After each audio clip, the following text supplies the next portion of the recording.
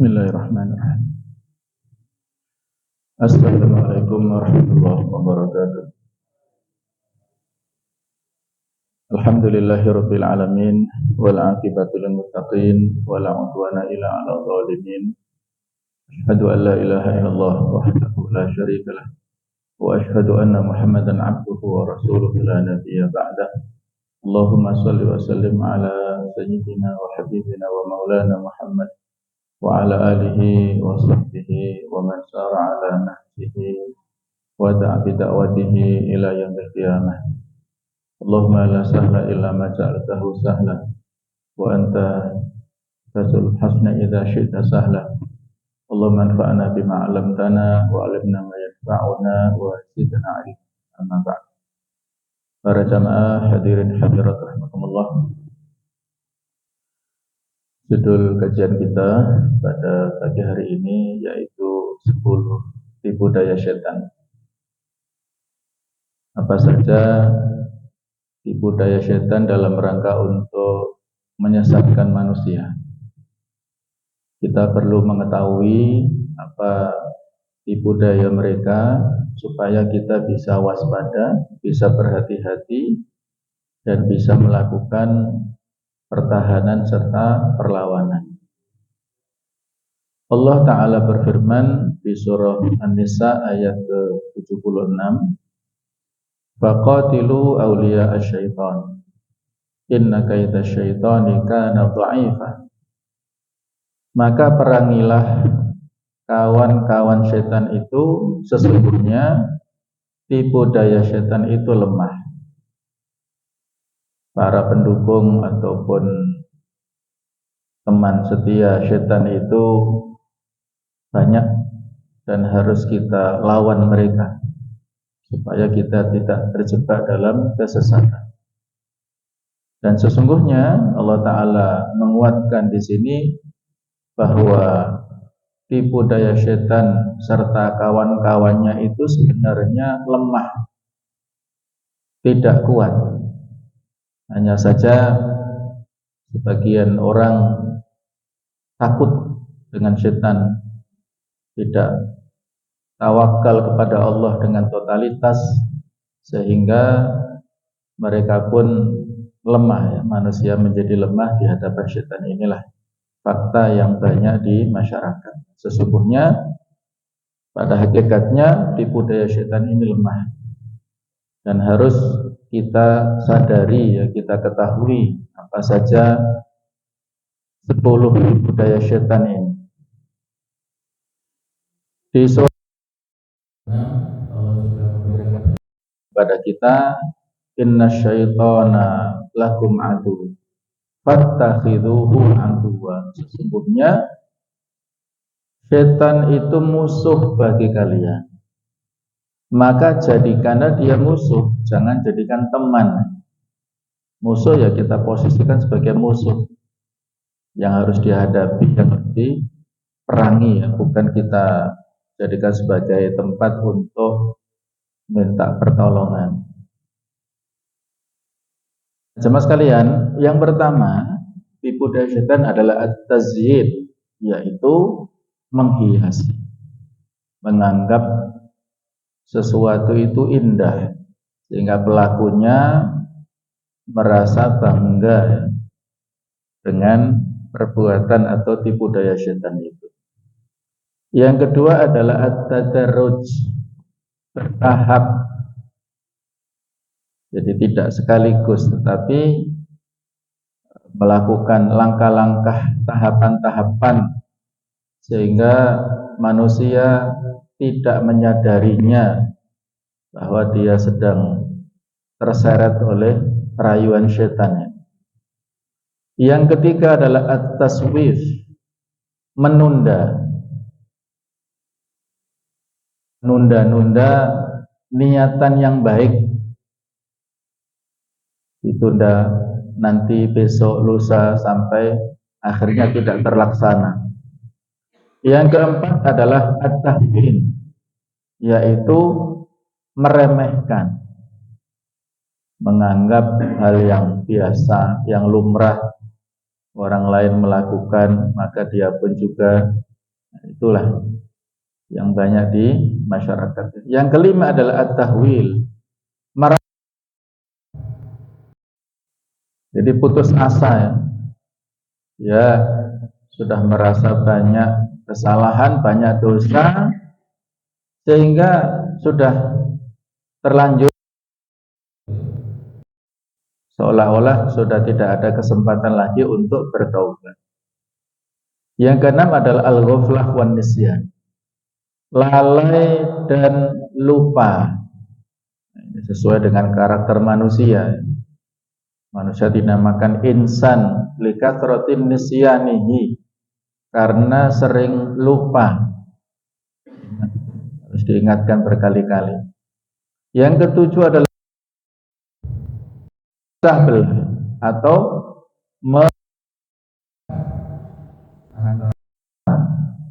suami istri, antara orang-orang yang dekat ya di dunia itu dipisahkan oleh setan. Yang kedelapan at-tashkik, yaitu membuat ragu terhadap kebenaran Islam, ragu terhadap rukun-rukun iman dan lain-lain. Yang kesembilan al-ujbu wal ghurur, bangga diri dan tertipu oleh amal-amal baiknya. Yang ke-10 al-irjafu wat takhwifu, menebar kepanikan dan ketakutan.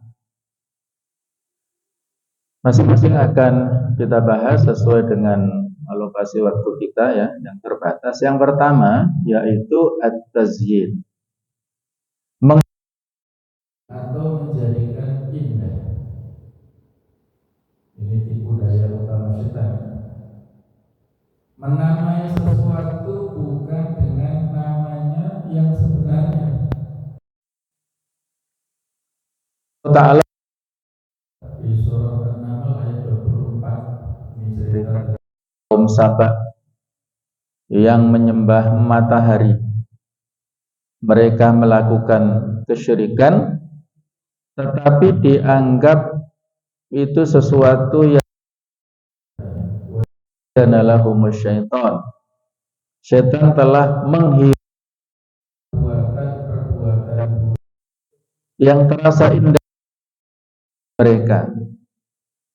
Perbuatan syirik, menyembah matahari, meyakini bahasanya matahari memiliki kekuatan selain kekuatan Allah Ta'ala, itu perbuatan buruk, syirik besar, menduakan Allah Ta'ala dalam hal rububiyah ataupun sifat-sifat yang harusnya mutlak tetapi ditujukan kepada Allah. Ini sesuatu yang sangat tercela. Nah, tetapi setan mengemasnya dengan bisikan-bisikan ya, yang seolah-olah itu adalah perbuatan yang normal ataupun bahkan perbuatan yang baik. Setan kelihatan bagus dan masuk akal. Misal riba ya. Riba itu perbuatan dosa, tetapi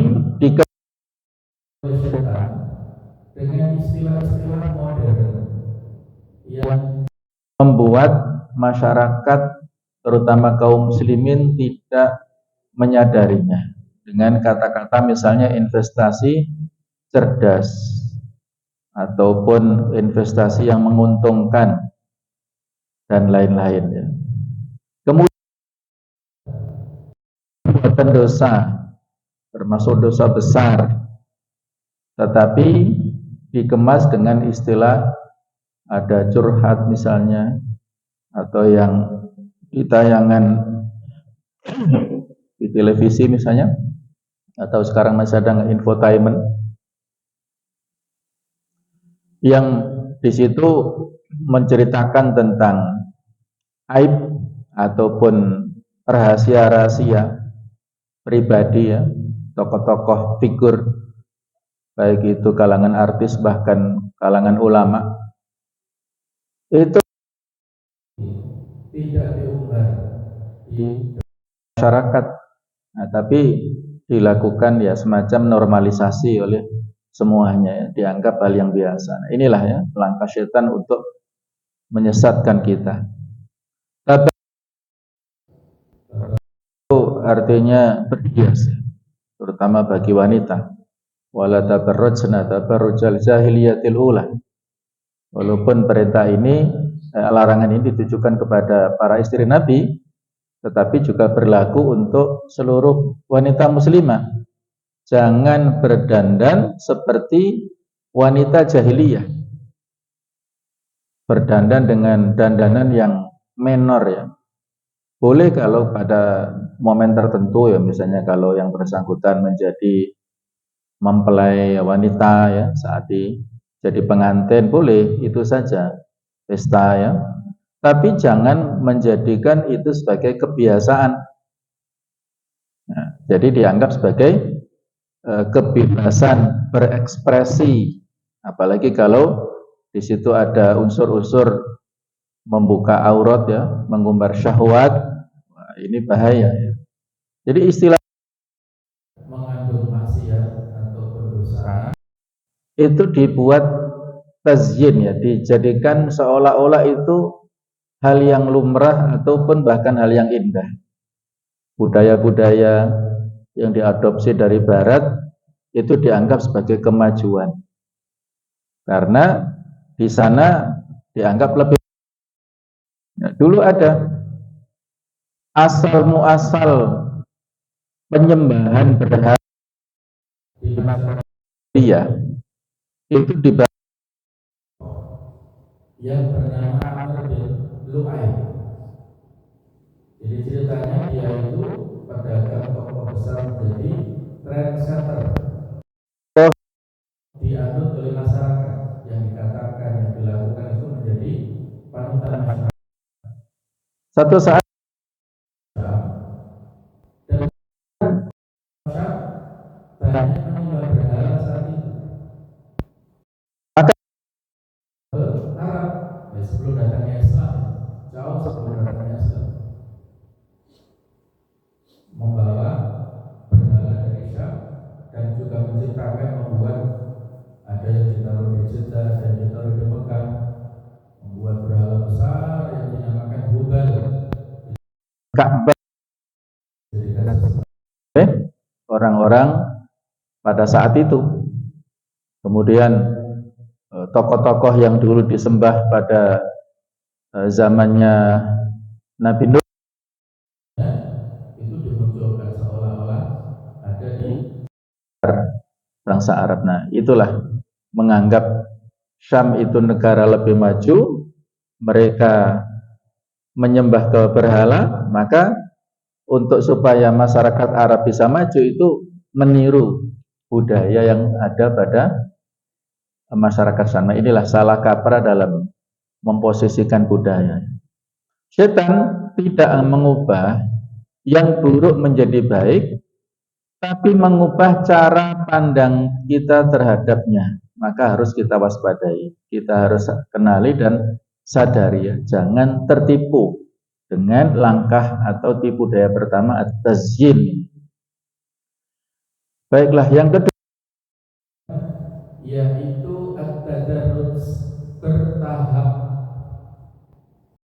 Setan dalam menyesatkan manusia Tidak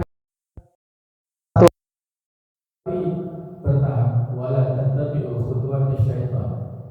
Jangan kalian di langkah-langkah setan. Kalau kita perhatikan ya, Allah meredaksikan khutuwat tidak langkah tapi langkah yang banyak. yang diberikan contoh ya. Dia tidak langsung Tapi dia bilang, coba lihat dulu langkah-langkahnya kalau pada zaman saat ini, terutama dalam pergaulan anak muda, ini bertahap. Pertama, pintunya, jendelanya adalah jendela. dilihat.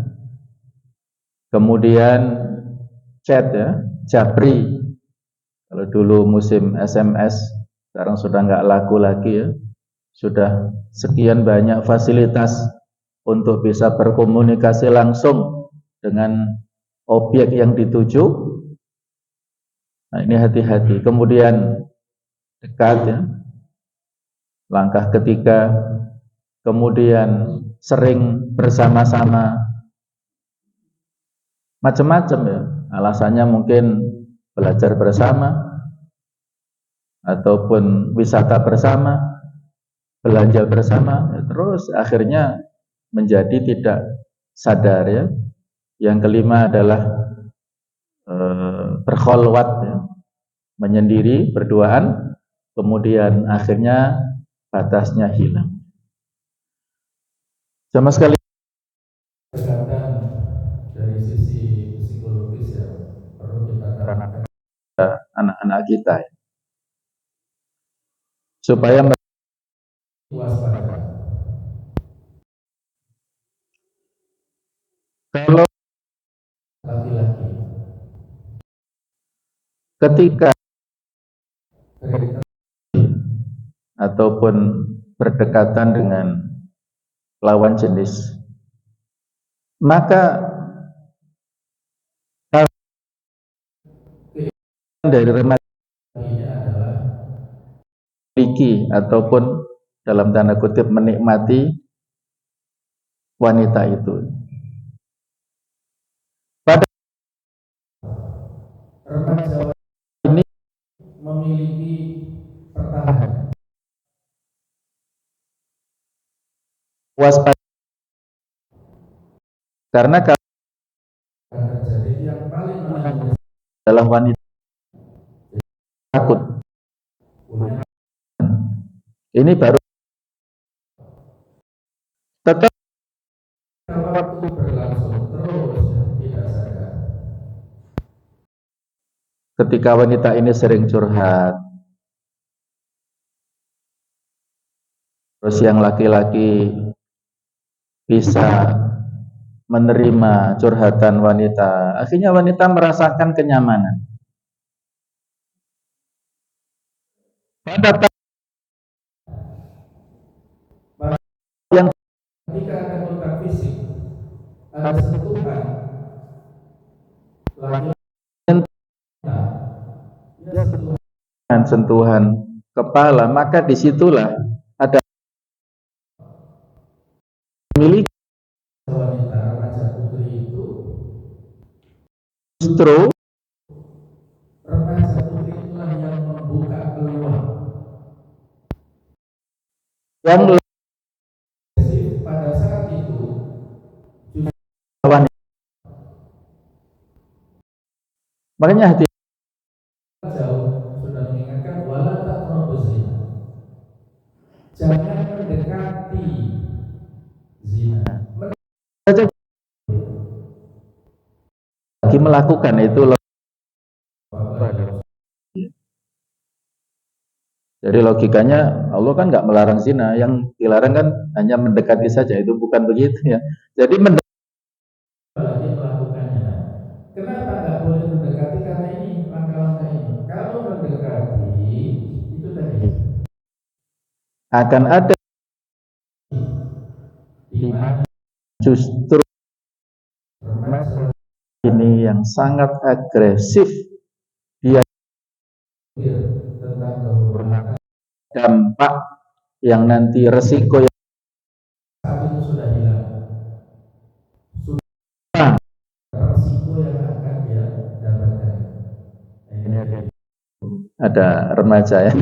Ini saya ingatkan waspada ya, apalagi kalau sekarang Masya Allah ya, pergaulannya luar biasa bebasnya, bukan hanya lawan jenis ya, tetapi malah sesama jenis. Wah ini kalau itu hamil sama jenis, ya resikonya ada terus ada. menurut para dokter itu ya, kalau kebiasaan dari belakang itu akan membuat Jebol.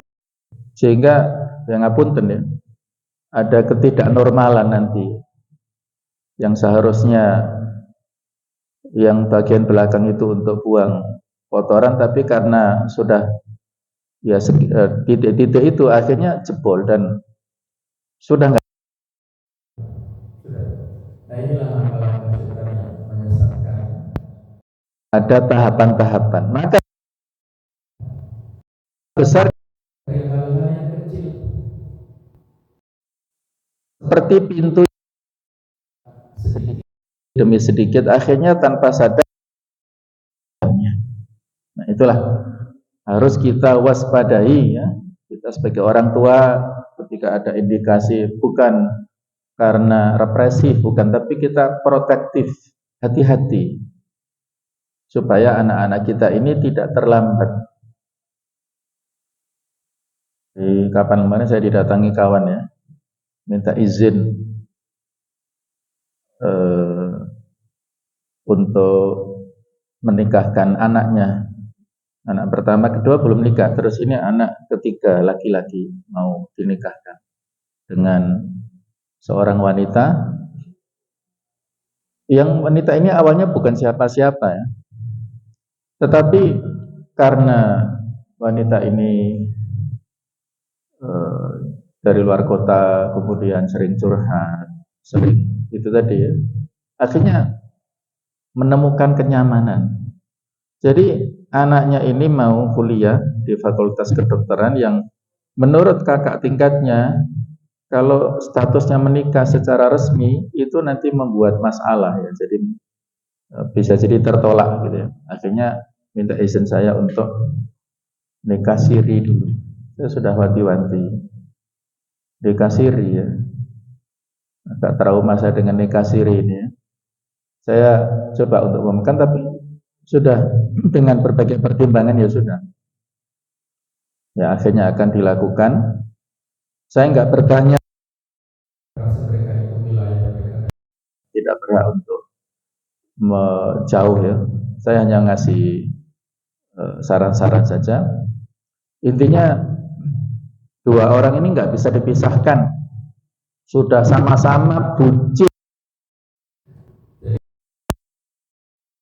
khawatir orang tuanya ini orang yang baik-baik, orang yang soleh-solehah ya. Khawatir kan anaknya terjerumus pada pergaulan yang tidak halal, akhirnya ya seolah-olah untuk menghalalkan ya, masing-masing akan dinikahkan sendiri.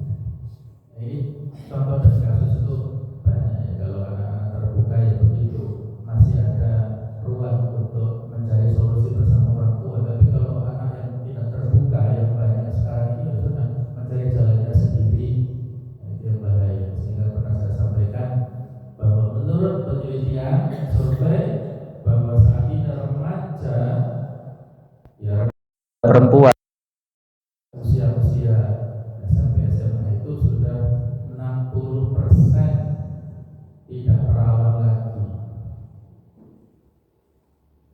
sudah begitu kebablasan. Kalau laki-laki lebih parah lagi, sampai 70% sudah tidak berjaga pada usia SMP SMA. Ini kan berat, PR berat bagi kita semua. Baik ya, kita lanjutkan. Yang ketiga yaitu at-taswif. jadi nanti saja ya. Habis.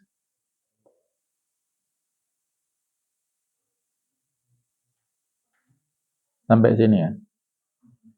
Iya sini. Oh, enggak sampai.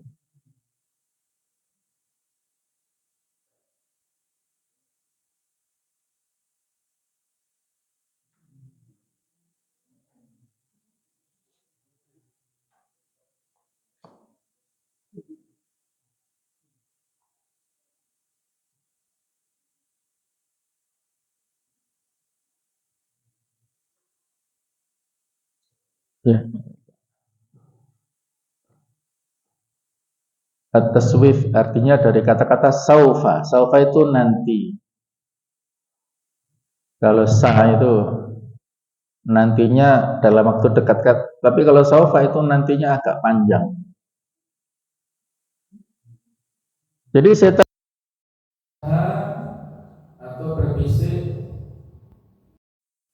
bagi orang-orang muslim yang malas melakukan sholat besok aja ya. Kalau dia masih kecil nanti kalau sudah balik nanti kalau sudah usia SMP,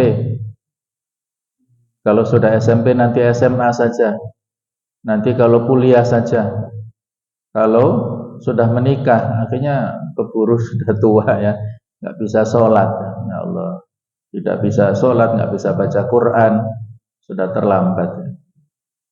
Atau kalau dari sisi kemampuannya, haji kalau sudah tua, kalau masih muda nanti pulang haji banyak godaannya. Kalau sudah tua nanti pulang haji mati kan masuk surga ya. Karena ada hadis man hajjal baita wa lam yarfuth wa lam yafsuq raja'aka yaumin waladatu ummu. Siapa yang haji ke Baitullah dia tidak berkata cabul, tidak berbuat fasik, maka pulang seperti bayi yang baru dilahirkan oleh ibunya, kan enak. Habis itu mati misalnya kan masuk surga ya. Al-hajjul mabrur laisa lahu jazaa'il jannah. Itu kalau masih ada usia ya, masih diberikan waktu kesempatan tua. Nah ini kalau sudah tua melaksanakan manasik atau ibadah haji di sana dengan sempurna. Tawaf akan bisa ngos-ngosan, apalagi sa'i, apalagi melempar jumroh, sudah. Ini tidak maksimal lagi. Nah itulah ya, bisikan setan menunda-nunda. Tobat nanti saat Ramadan, saat habis Ramadan saja tobatnya. Nikmati akhirat nanti ya, mumpung masih muda. Nikmati nanti kalau sudah lewat masa mudanya menyesal. Nah itulah bisikan-bisikan ya. Maka kita diingatkan jamaah sekalian di surah Al-Hadid ayat ke-16. Ayat ini luar biasa ya. Banyak tokoh yang dulunya pada saat mudanya ya, dari kalangan tabi'in ini bergelimang dengan kemaksiatan. Tapi alhamdulillah dengan mendengarkan ayat ini, menghayatinya, itu ada hidayah yang masuk. Jadi antaranya ada Malik bin Dinar ya. Itu luar biasa masa kegelapan pada saat mudanya ya. Bisa mendapatkan hidayah dengan mendengarkan ayat ini. Ada tokoh lain Fudail bin Iyad, seorang tabi'in besar ya, menjadi ulama besar yang masa lalunya perampok yang sangat ditakuti di Jazirah Arab. Tetapi pada satu malam ketika dia akan bertemu dengan kekasihnya, mendengarkan bacaan ini ya, ayat ini, akhirnya ada hidayah. Alam ya'ni lil ladzina amanu, belumkah tiba saatnya, waktu bagi orang-orang yang beriman, antakhsha'a qulubuhum li dzikrillah, untuk secara khusyuk takut mengingat Allah, wa ma nazala minal haqq, dan apa yang telah turun kepada mereka berupa kebenaran. Artinya kapan lagi menunggu waktunya? Sekarang waktunya, nggak ada waktu lagi. Ya, kalau masih hidup. Sehingga Nabi memberikan pesan kepada Abdullah bin Umar, idza asbahta fala tadhiri al-masa. Kalau waktu pagi jangan menunggu petang. Wa idza amsayta fala tadhiri subah. Kalau waktu petang jangan menunggu waktu pagi. Sudah. Kalau kita punya keinginan baik, silahkan langsung kerjakan. Nah, setan ini berusaha ini. Dia menunda sholat besok saja dan seterusnya. Ada tipu daya. Kematian masih jauh, ini salah. Kematian tidak memandang usia. Banyak orang yang masih muda, tapi sudah sakit-sakitan, ya. Bahkan banyak yang gagal ginjal, cuci darah, itu banyak sekali. Sakit jantung bahkan sebelum usia 30 itu. Sehingga tidak lebih sehat daripada orang tuanya. Bahkan dipanggil Allah lebih dulu, itu banyak. Maka ambil kesempatan sebelum kesempatan itu diambil dari kita. Mumpung kita masih punya waktu, kita masih punya uang, kita punya keinginan, lakukan kebaikan, jangan ditunda-tunda. Yang ketahui. nah, dianggap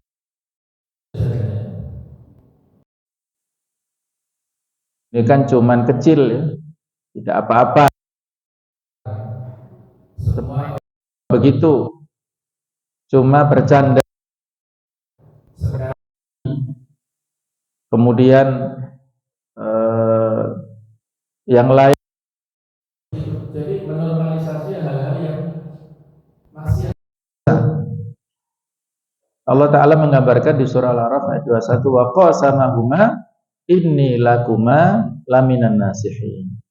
Setan bersumpah kepada keduanya, yaitu kepada Adam dan Hawa, sesungguhnya aku ini bagi kamu berdua benar-benar termasuk para pemberi nasihat.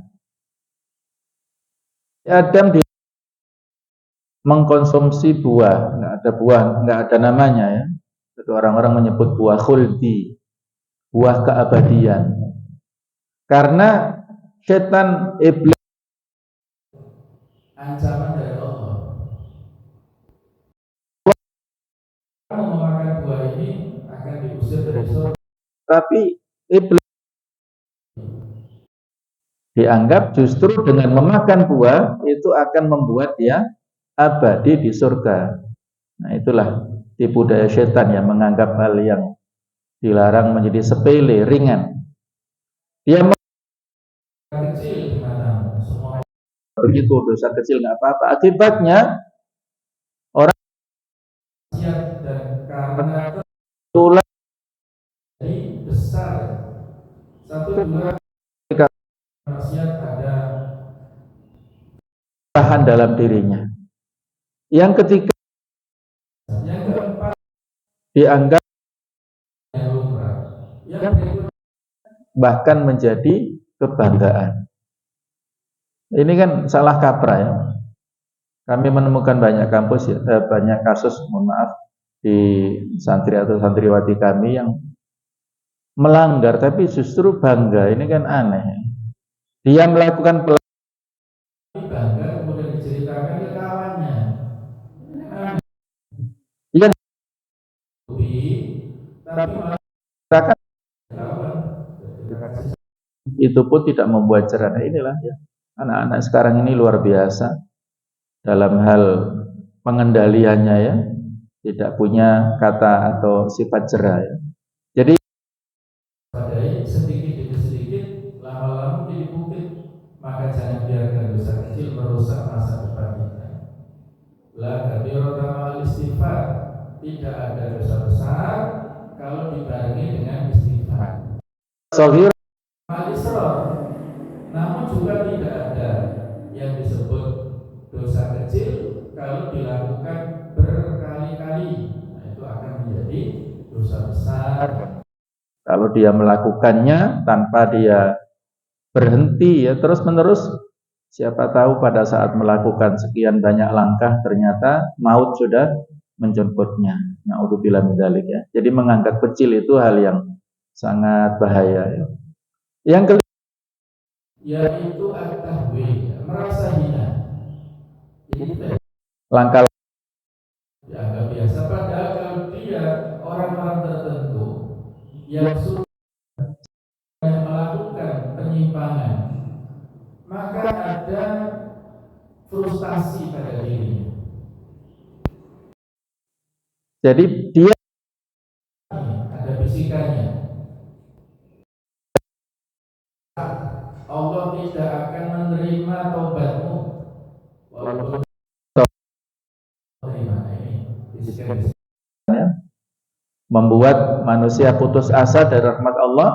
Padahal Allah ingatkan, innahu la ya'isu min rahillah ilal qaumul kafirun, tidak akan berputus asa dari rahmat Allah kecuali kaum yang kafir.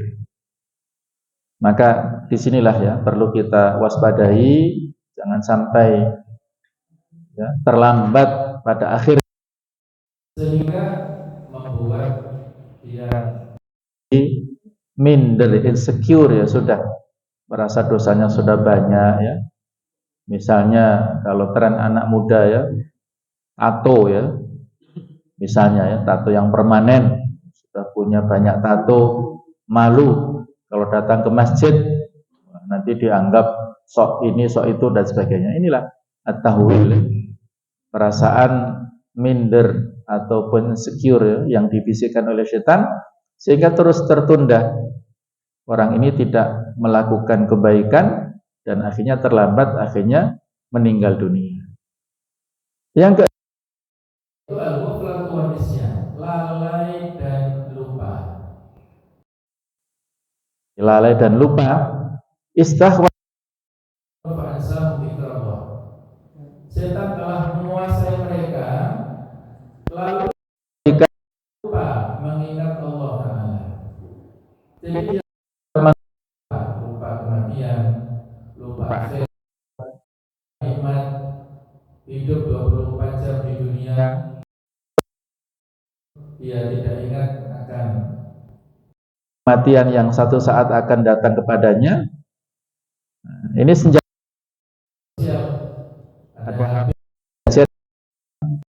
dilupakan. Scroll di HP sedang nonton ataupun bagi ibu-ibu belanja ya di internet itu, di marketplace di HP-nya masing-masing, nggak terasa waktu 1-2 jam, 3 jam, setengah hari, 1 hari, kecuali sholat atau makan. Tapi kalau 4 jam saja sudah angop-angop atau menguap bola balik sudah ngantuk ya, 1-2 lembar sudah ngantuk, nggak kuat. Yang luar biasa dalam menggoda manusia. Media sosial yang scrolling tanpa arah, hati makin jauh ya, nggak jelas apa tujuannya, nggak menghasilkan apapun. Bagi anak-anak muda ya suka main game, menghabiskan waktu tanpa ada manfaat sama sekali. Kerja 24 jam, dunia jauh, dunia jadi tujuan, akhirat ditinggalkan ya. Ya boleh kita kerja, tapi tujuannya adalah untuk lillahi ta'ala, untuk memberikan maisha, penghidupan kepada keluarga, itu mulia. Tapi kalau tujuan semata-mata kemewahan untuk duniawi, yaitu iman-iman, maka obatnya berzikir, bertadabbur, bermuhasabah, dan ingat mati. Hati yang ingat Allah tidak akan mudah ditipu oleh setan. Yang kedua,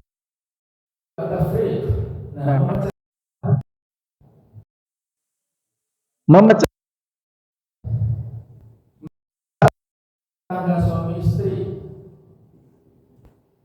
untuk pengantin yang sudah sangat senior itu bisa digoda, bisa cerai. Saya beberapa waktu lalu mendamaikan suami istri yang sudah sangat sepuh ya. Istrinya usia 70, suaminya usia 65. Suaminya lebih muda. Ini akumulasi ya, panjang ceritanya. Akhirnya pada titik tertentu suami menjatuhkan 1 kali talak kepada istrinya. Tapi saat berikutnya dia menyesal. Terus tidak tahu bagaimana caranya rujuk, akhirnya menghadap ke saya dan alhamdulillah bisa dirujukkan dan ada komitmen di antara masing-masing. Nah, seperti itu jamaah sekalian ya. Di Allah Ta'ala mengatakan di surah Al-Baqarah, wa ta'allamuna minhuma ma yufarriquna bihi bainal mar'i wa zawji. Jadi ada ceritanya dulu Harut dan Marut. Para ulama beda pendapat. Yang rajih ini malaikat yang diturunkan untuk memberi ujian kepada manusia. Mereka pandai dalam ilmu sihir. Terus orang-orang banyak mempelajari sihir dari keduanya.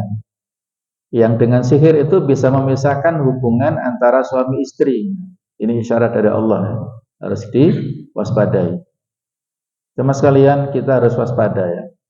Harus sadar Kalau ada bisikan tertentu ya, kadang-kadang kita mudah sekali bersabar, ngapunten ya Bapak-bapak. Kita bisa bersabar sebagai laki-laki dalam berinteraksi dengan kawan-kawan kita di luar sana, terutama yang lawan jenis, kawan kerja, kawan di luar sana ya. Itu sabar. Tapi suami tidak sabar kepada istri kita, sangat mudah terpicu dengan kata-katanya, dengan perilakunya. Sedikit saja itu.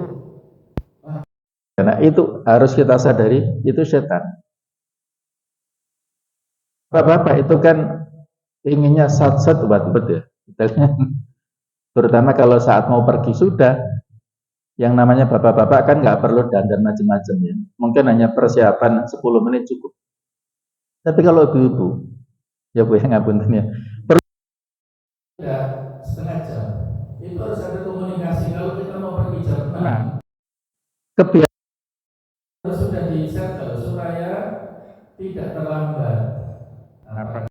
Jam 45 menit, 1 jam bahkan harus dikomunikasikan. Nah, kadang-kadang itu tadi karena scroll media tadi ya. Wah, ya, belum mandi, belum dandan, akhirnya terlambat. Nah, ini sabar ya, sabar, istighfar. Karena itu tadi setan membisikkan kepada dia ya, hal-hal yang buruk tentang istrinya itu mudah sekali dibisikkan kepada suami.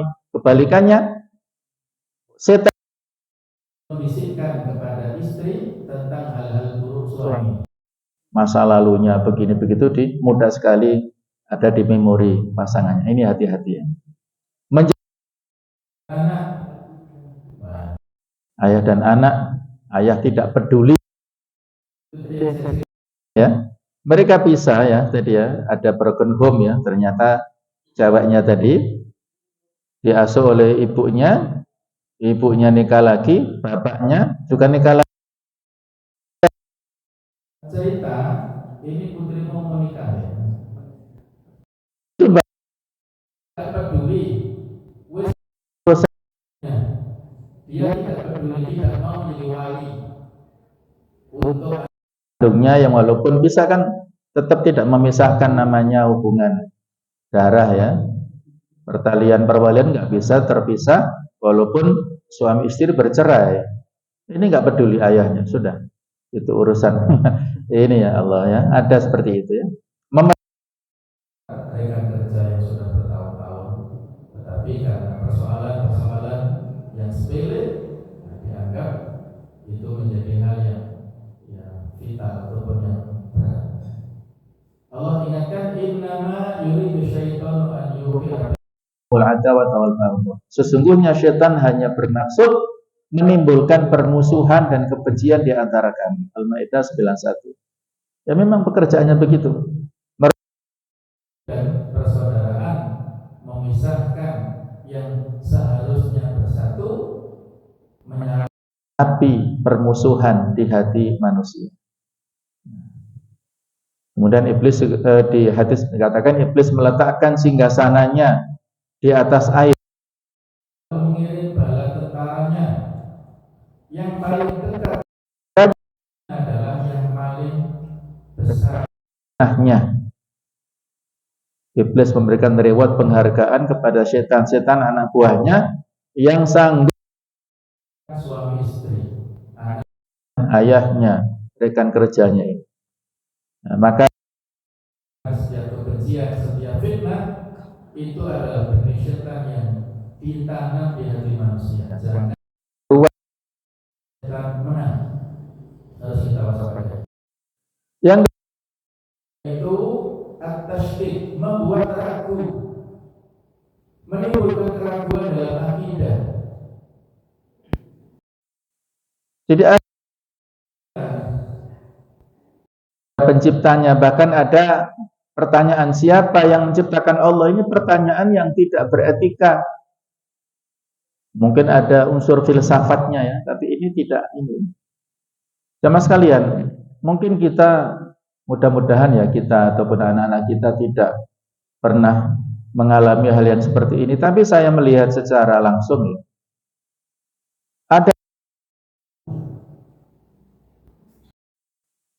ragu Allah dan lain.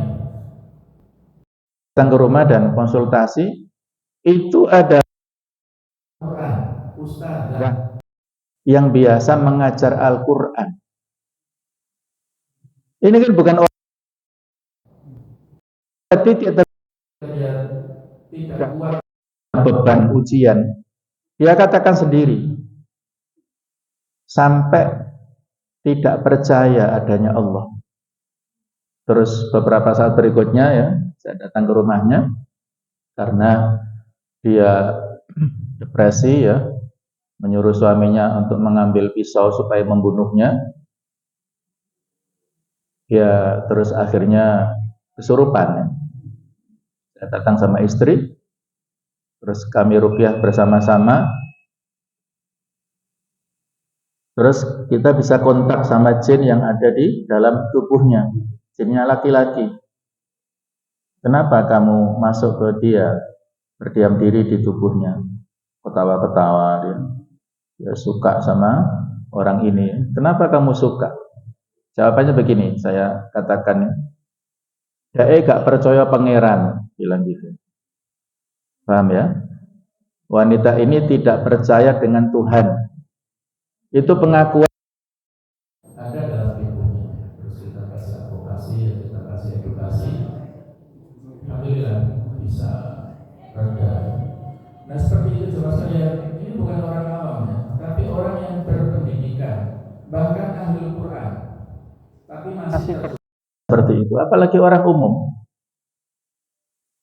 tidak percaya. Ini kan sudah dalam taraf yang kafir.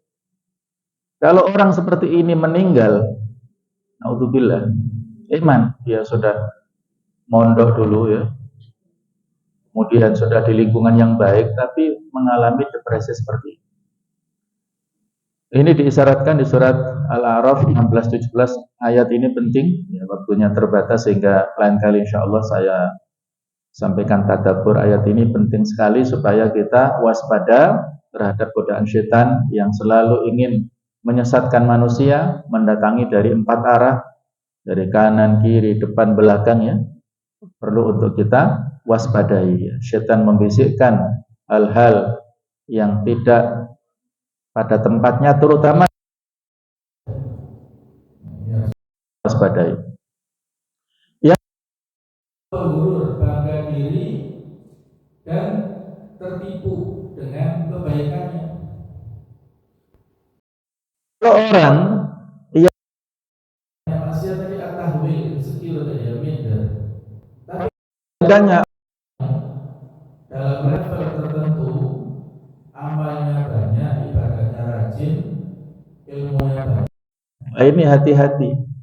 Setan akan membisikkan kebanggaan pada dirinya, membuatnya bangga dengan amal.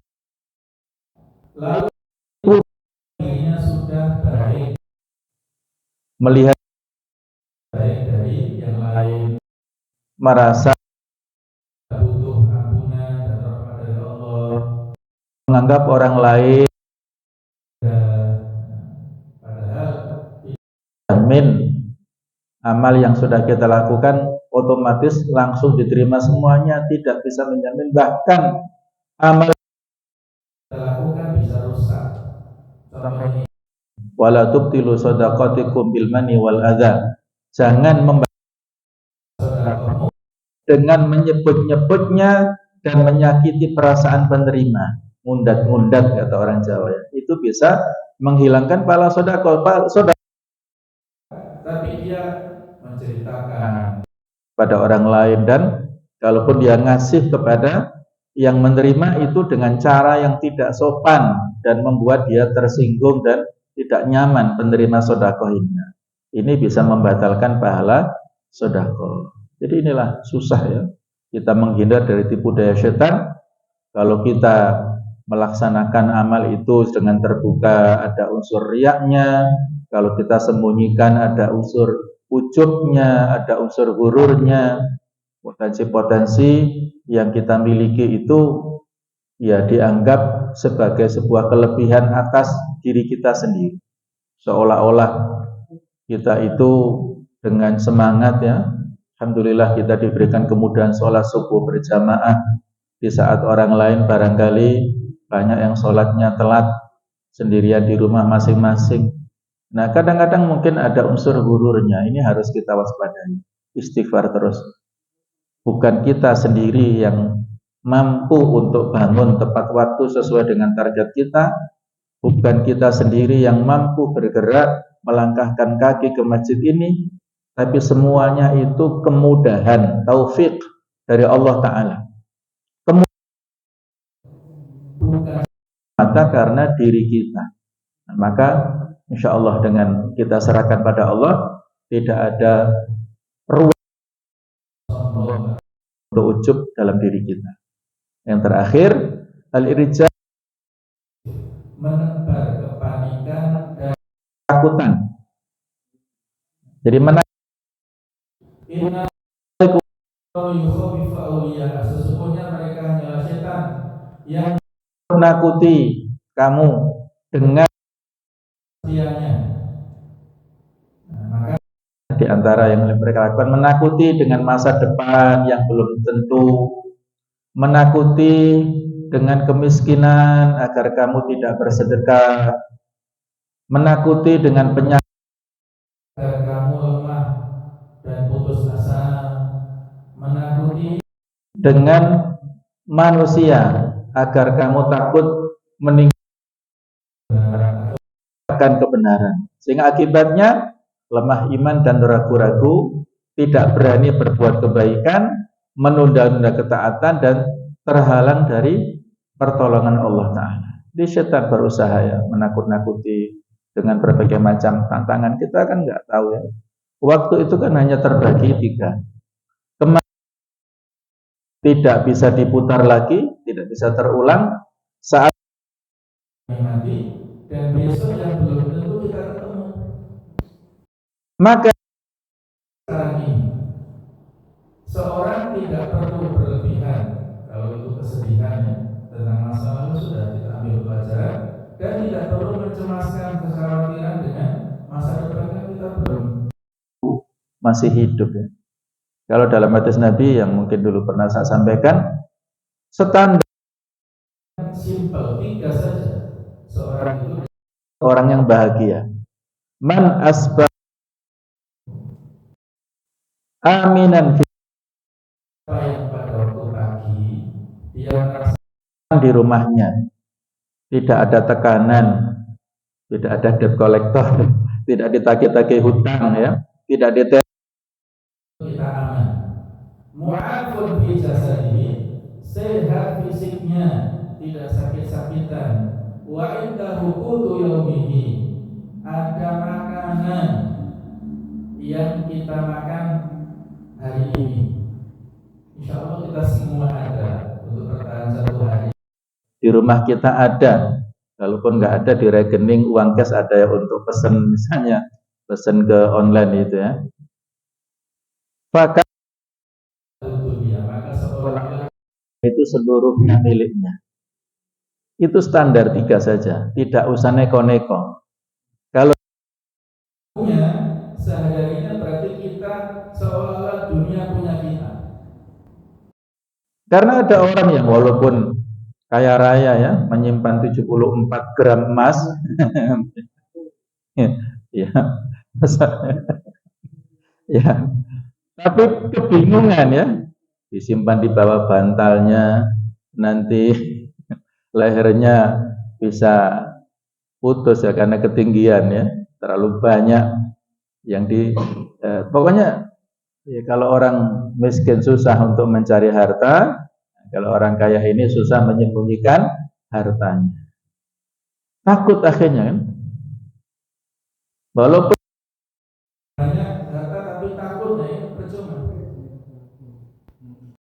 Kemudian yang kedua dari sehat, walaupun orang itu berdiam di rumah yang sangat besar dengan fasilitas yang sangat mewah, sekali makanan di dalam rumahnya, tapi pantangan ya, nggak boleh makan minum yang manis-manis, nggak boleh yang asin-asin, nggak boleh yang pedas-pedas. Nah, terus makan apa? Jadi ada cerita kawan ya di kelas bisnis pesawat itu jajar dengan komisaris atau orang yang sudah inilah dia lahap sekali yang dia masih muda. Kawannya ini atau sampingnya itu nggak konsumsi kecuali hanya air putih saja. Kenapa Pak? Katanya saya dulu ketika masih muda nggak punya uang untuk beli macam-macam. Sekarang sudah punya uang banyak, bisa beli macam-macam, tapi nggak bisa makan macam-macam. Akhirnya bisa nelongso. Nah, seperti itu ya. Berarti tidak sehat ya. Mu'afun fi jasadi dia nggak punya. Nah, yang ketiga tadi ya, punya makanan saat hari itu sudah inilah standar yang harus kita syukuri sehari-harinya. Demikianlah mudah-mudahan Allah Ta'ala memberi keberkahan usia, waktu, dan semuanya apa yang Allah Ta'ala berikan rezeki kepada kita menjadi keberkahan bagi kita semuanya dan bisa selamat dari tipu daya syaitan. InsyaAllah kita akan lanjutkan pada kesempatan berikutnya. Mudah-mudahan kita masih ada umur panjang. Subhanakallahumma wa bihamdik, asyhadu an la ilaha illa anta, astaghfiruka wa atubu ilaik. Wassalamualaikum warahmatullahi wabarakatuh.